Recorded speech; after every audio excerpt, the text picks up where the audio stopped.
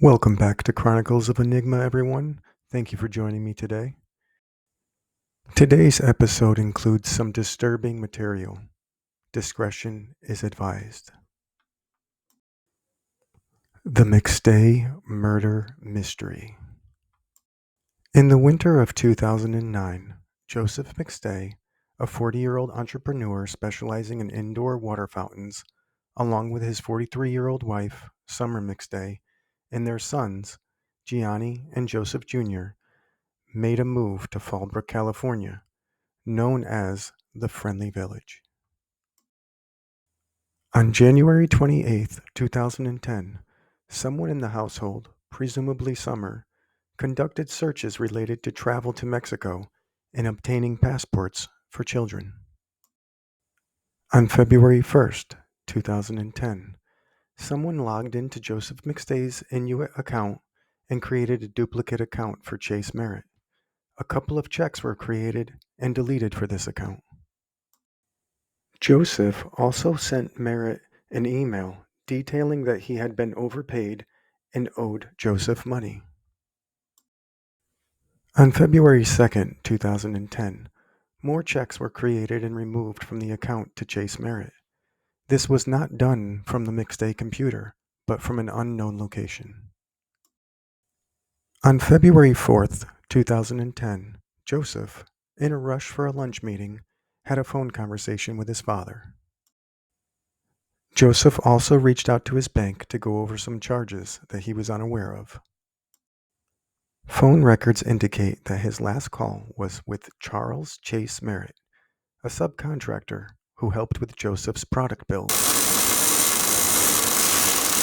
The two met at Chick-fil-A in Rancho Cucamonga between 2 and 3 p.m. At 3 p.m., Joseph heads home, having several short conversations with Chase on the ride. Joseph's cell phone pings the tower closest to his house at approximately 4:18 p.m. Summer and Joseph texted each other around 5 p.m., which indicates to me that they were at separate parts of the house. Meanwhile, Summer spoke with her sister after 5:47 p.m., marking the end of all communications for the couple. At 7:47 p.m., the surveillance camera at a neighbor's residence captures a vehicle exiting the cul-de-sac. Some claim it is the McStay's Trooper, but the exhaust pipe is on the wrong side of the vehicle. It could have been Merritt's pickup truck or possibly another unknown vehicle. However, the camera does not reveal the occupants of the vehicle.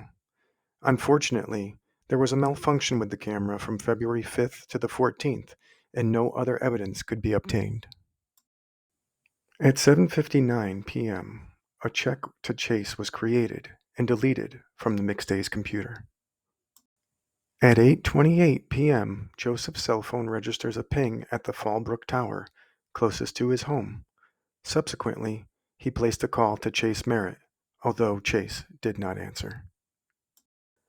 On February 5th, Chase's cell phone registers pings from various towers across the Inland Empire, in the morning and throughout the day, being out of range or turned off for a span of 2 hours. During this time, Chase generates a $4,500 check for himself from Joseph's QuickBooks account and proceeds to cash it within 30 minutes using Joseph's forged name. Additionally, Chase creates several more checks for personal benefit, amounting to $12,855, all backdated to February 4th. Notably, there is no phone activity for Chase between 3:54 p.m. and 9:18 p.m. on this day. His last recorded phone activity at 9:18 p.m. is in Myra Loma, and by 9:25 p.m., his phone pings a tower near his home while traveling in a northbound direction.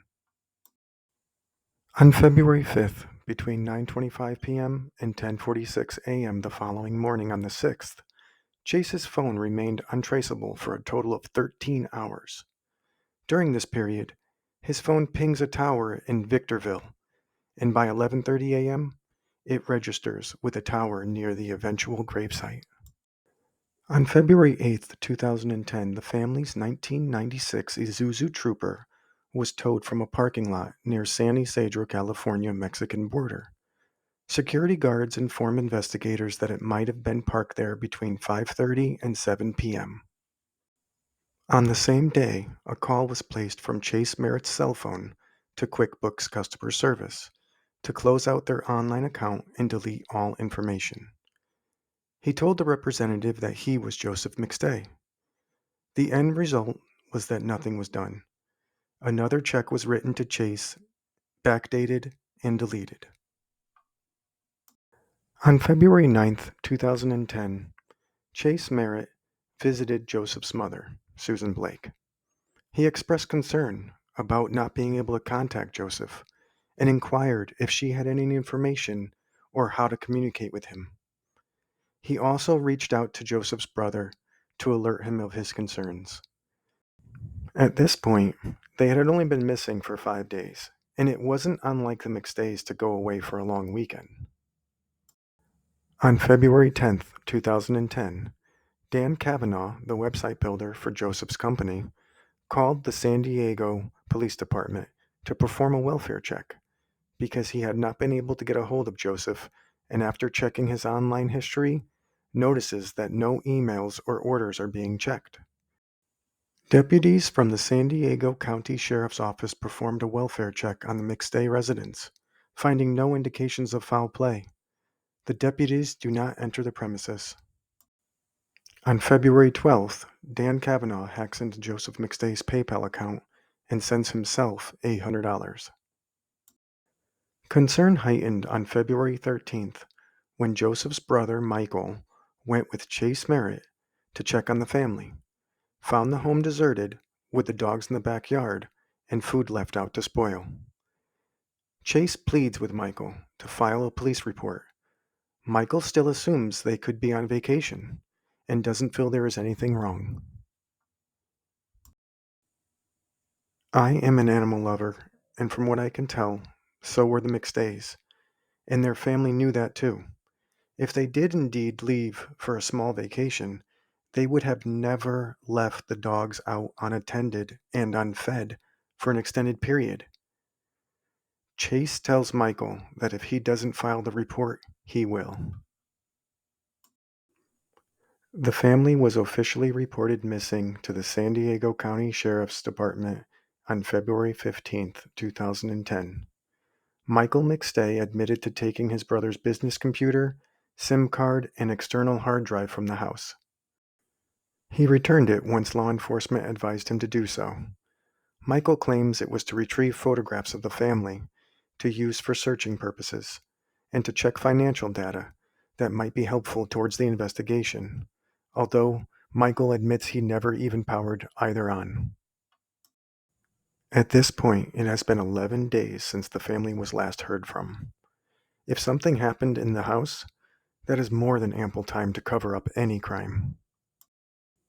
On February 16th, with the approval of a police detective, Susan Blake, Joseph's mother, cleaned the house. She also disclosed that she issued over $5,400 in personal checks to Chase to support her son's water fountain business. However, customers were expressing dissatisfaction, claiming that their orders were not being fulfilled. During this period, Chase Merritt underwent questioning by San Diego Sheriff's Office investigators. He informed investigators that his last interaction with Joseph McStay's Trooper occurred 6 weeks prior to the family's disappearance. Merritt asserted that he occupied the front seat but never drove the vehicle. The warrants indicate that Merritt had a recent hand injury during his interview, attributing it to cutting his hand on sheet metal. During his interview, Chase made statements in the past tense when referring to Joseph, such as saying Joseph was, raised suspicions among investigators, suggesting that Merritt might have been aware of Joseph and the family's demise.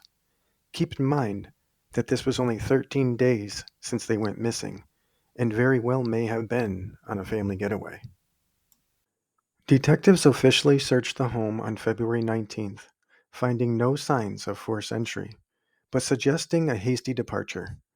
At this point, There was no reason to believe anything tragic had happened, and the case was considered a missing persons case, which I feel is poor investigating. They left $100,000 in the bank, never touched the account again. They left all their belongings at the house, and they left their dogs in the yard to fend for themselves? That sounds just like lazy police work to me. As uncertainty loomed, investigators alerted Interpol and distributed flyers, theorizing that the McStay family might be in Mexico. On March 5, 2010, a lead emerged, with video footage showing a group resembling the McStays entering Mexico from February 8, 2010. The police came to accept this theory as truth and did not investigate any further. If they were competent human beings, they would have found out that Summer did not have an active passport, and if that was the fact, the McStays would have been denied access into Mexico. On March 26, 2010, Michael McStay is quoted saying to a newspaper reporter, "My fear is that I'm looking for two adult shallow graves in my two nephews' crosses." No one had mentioned the family being murdered at this point. The FBI joined the search on March 30th, 2010, revealing emails indicating the family's interest in obtaining passports for Mexican travel. On August 3rd, 2010, relatives removed the belongings of the McStay family from their residence. On April 9th, 2013, San Diego Sheriff's Department investigators declared, based on surveillance video from the border crossing, that the McStay family departed for Mexico willingly. They could not have been more wrong. Despite efforts and false leads, it wasn't until November 11th, 2013 that human remains were discovered in the desert near Victorville, California, by a dirt bike rider. There were two distinct sets of tracks leading to the gravesite. It's essential to note that this discovery occurred many years after the burial. Due to the remote location of the site, authorities speculate that no one aside from the murderer had returned to the area. The tracks observed were in line with the same Chevy truck that Merritt owned. Joseph was wrapped up in the futon cover from his house, with a white extension cord encircling his neck, knotted beneath the blanket. Additionally, an external red tie-down strap was fastened around the blanket to secure it over his remains. Since the graves were so shallow, it was evident that wild animals had been feasting off the remains throughout the years. On November 12, 2013, forensic investigators, including an anthropologist, worked tirelessly, day and night, to reveal two burial sites containing numerous human remains. On November 13th, investigators from the sheriff's office determined that the remains of the four individuals had been found.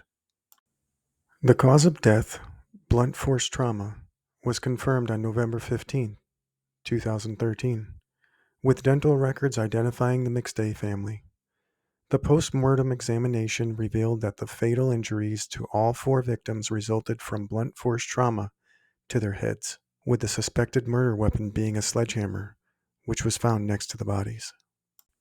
The investigation findings suggested that Summer might have been sexually assaulted during the incident, as her pants were discovered in the grave near her head, and her panties were found rolled within the pants, implying that they were removed simultaneously.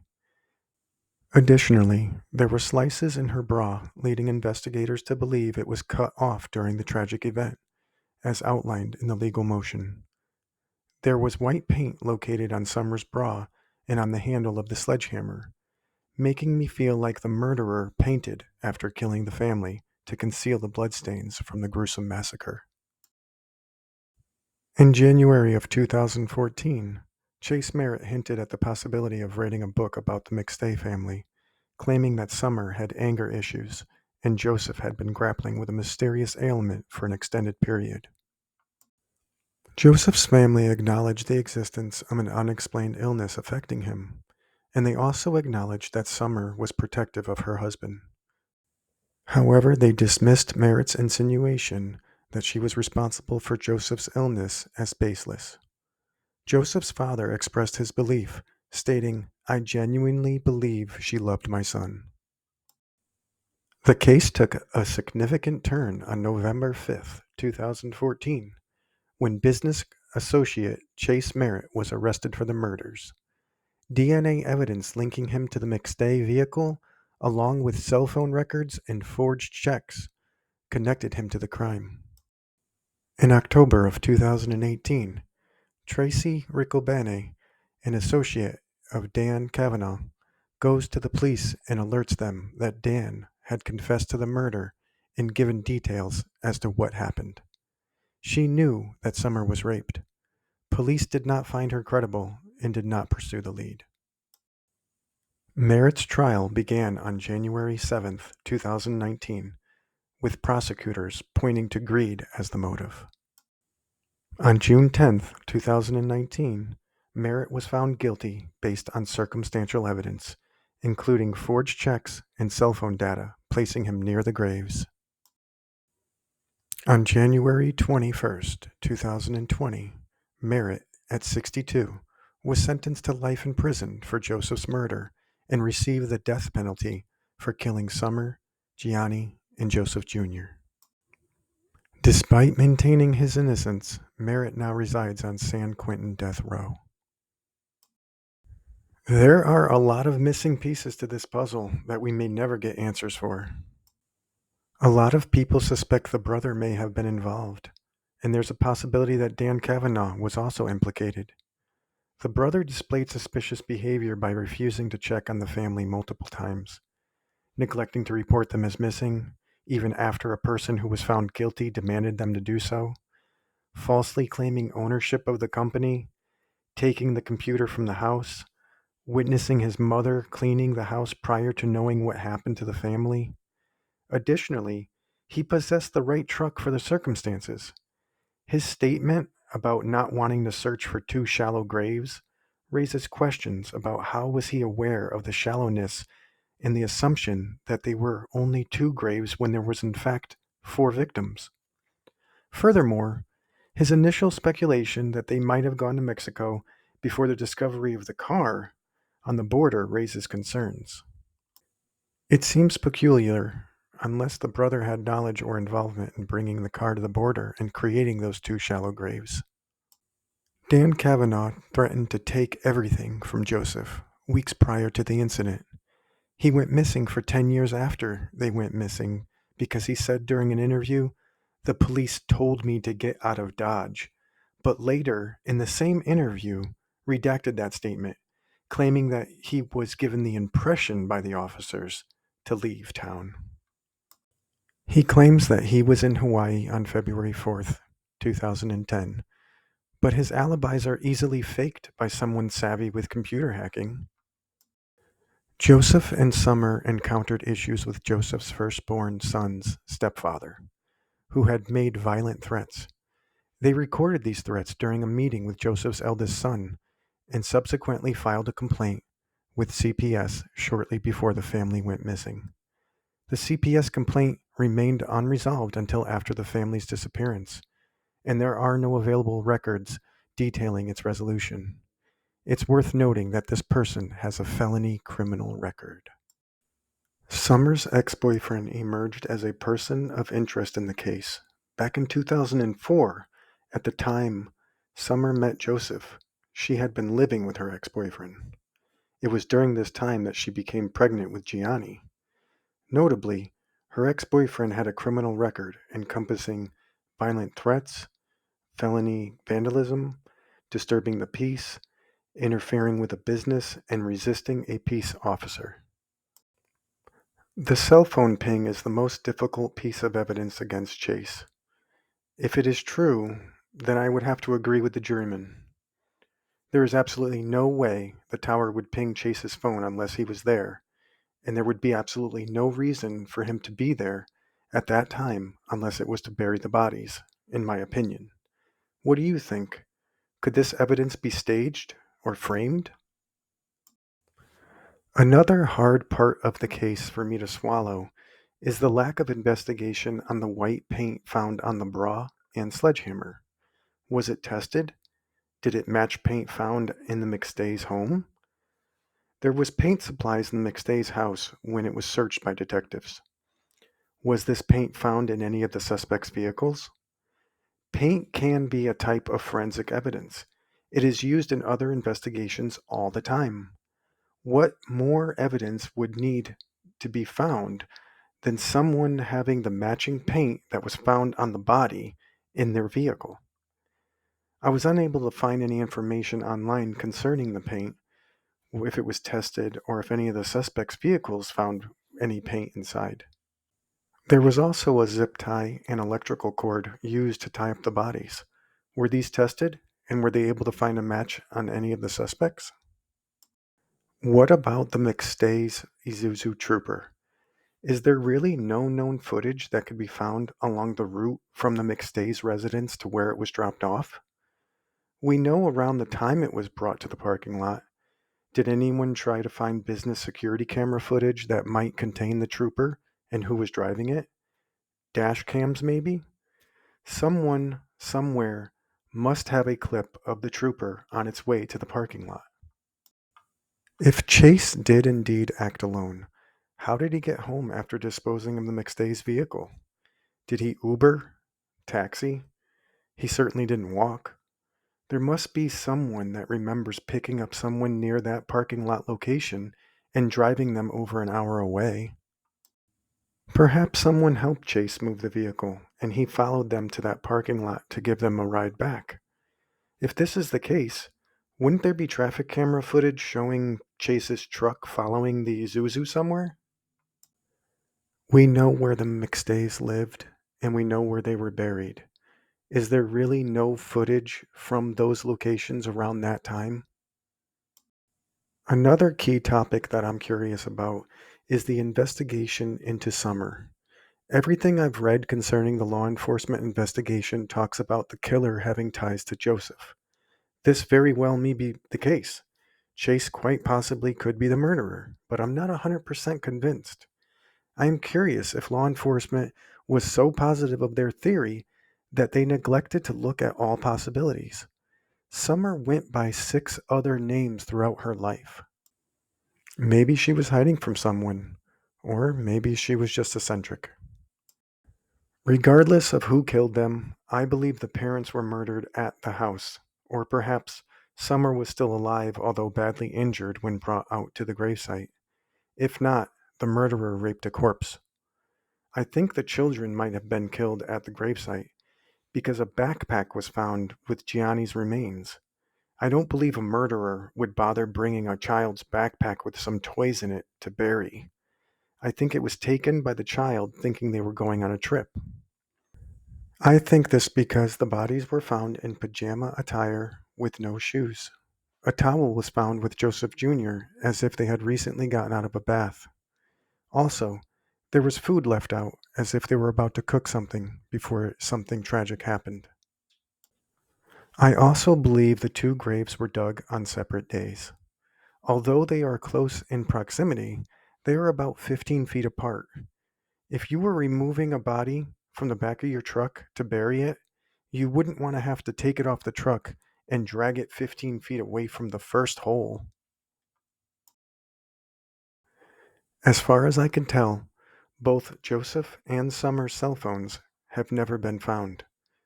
Summer's purse and Joseph's wallet were also never found.